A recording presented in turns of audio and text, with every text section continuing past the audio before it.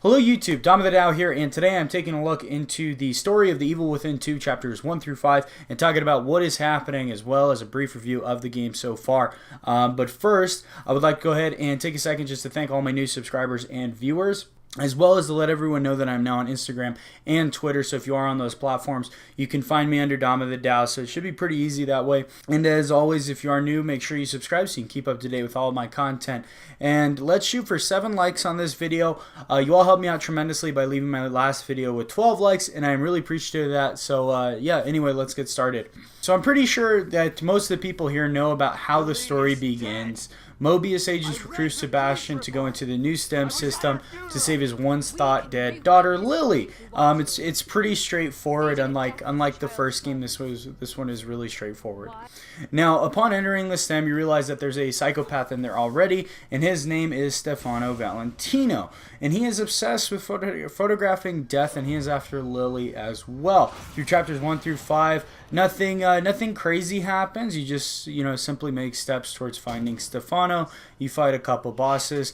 That's about it. I had a few questions, mainly about the STEM system, about how it works, because we found a bunch of documents, chapters 1 through 5, that hint at different things that are going on right now, and how they kind of contradict the first Evil Within a little bit. So I do have a few questions. I'm not sure that the story writers had a good idea of what they wanted the STEM to be. At first, they said that the STEM machine needs like a core brain, and this is the brain that holds the entire setting, and the people that enter the STEM machine, so it's going to support kind of everything. And Lily is this core brain, and therefore she should be like God in the STEM, controlling pretty much everything. And this is exactly what Ruvik was like in the first game. That's why I love Ruvik. I mean, you had no power in the first game. The villain Stefano has power in the STEM, and he does have a lot of it. He controls a lot of what is happening, and Mobius does not know how he entered the STEM. So at this point, we do know, if you read the documents and everything, that Mobius was planning on making a wireless STEM that would connect everyone on Earth wirelessly. Why the hell they would even do that is still unknown. I mean, I really don't know how it would benefit them, but let's just go ahead and leave that open for right now.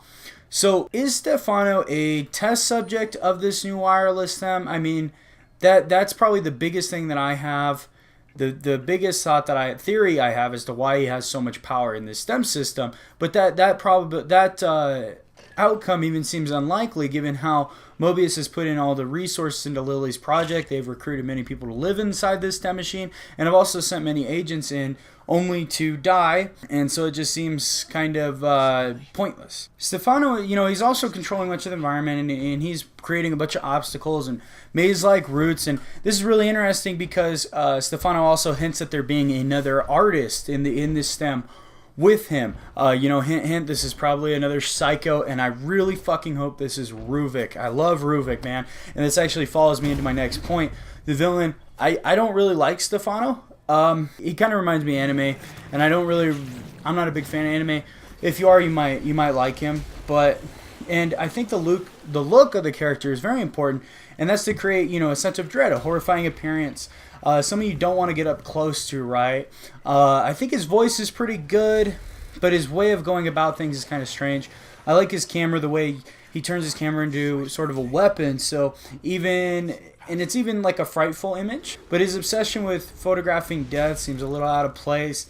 I think it's more fitting for a crime-solving game, sort of like L.A. Noire, if you will. That sounds more like a real-life serial killer, and this is why I have an issue with it, because in the STEM you can pretty much do anything, and the STEM is supposed to be a source, some sort of representation of the person's mind, right? So why would an apparent maniac and psychopath be the same in the STEM as he would be in real life? In the first game, Ruvik, he was kind of a mental disaster, as you would expect. He was freaky and terrifying, and he represented that in his bosses. A lot of the bosses represented parts of his own mind. They were really freaky and terrifying.